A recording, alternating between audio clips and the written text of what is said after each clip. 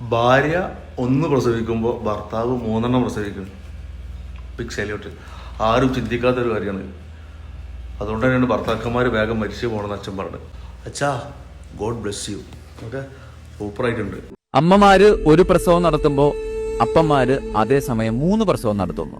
ദൈവമേ, അപ്പന്മാര് പ്രസവിക്കാൻ തുടങ്ങിയ നമ്മൾ പത്രം വായിക്കാത്തതിന്റെ കുഴപ്പമാണ്. കാരണം ഈ അമ്മ 1 പ്രസവിക്കുമ്പോ അപ്പൻ 3 പ്രസവിക്കുക വെച്ചാ, അതുകൊണ്ട് അപ്പന്മാര് പെട്ടെന്ന് മരിച്ചു പോകുന്നു. അപ്പൊ ഞാനിങ്ങനെ ആലോചിച്ച് നിൽക്കുന്നുണ്ടപ്പോ തന്നെ ആ ചേട്ടന് മനസ്സിലായി അച്ഛന് സംഭവം പിടിയെത്തിയിട്ടില്ല.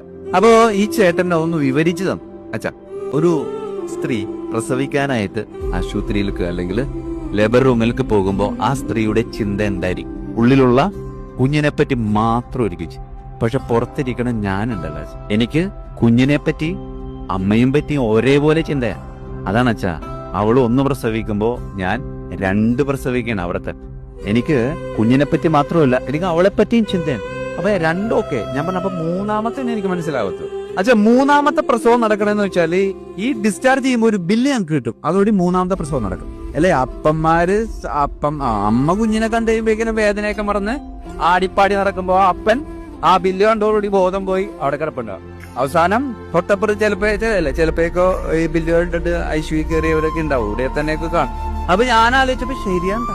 അതുകൊണ്ട് പിന്നീട് ഞാൻ അമ്മമാരോട് വളരെ സ്നേഹത്തോടുകൂടെ ഇടപഴകുമ്പോ അതേ സ്നേഹം, അതിനേക്കാൾ കൂടുതൽ സ്നേഹം എനിക്ക് അപ്പന്മാരോട് ഉണ്ടെന്നുള്ള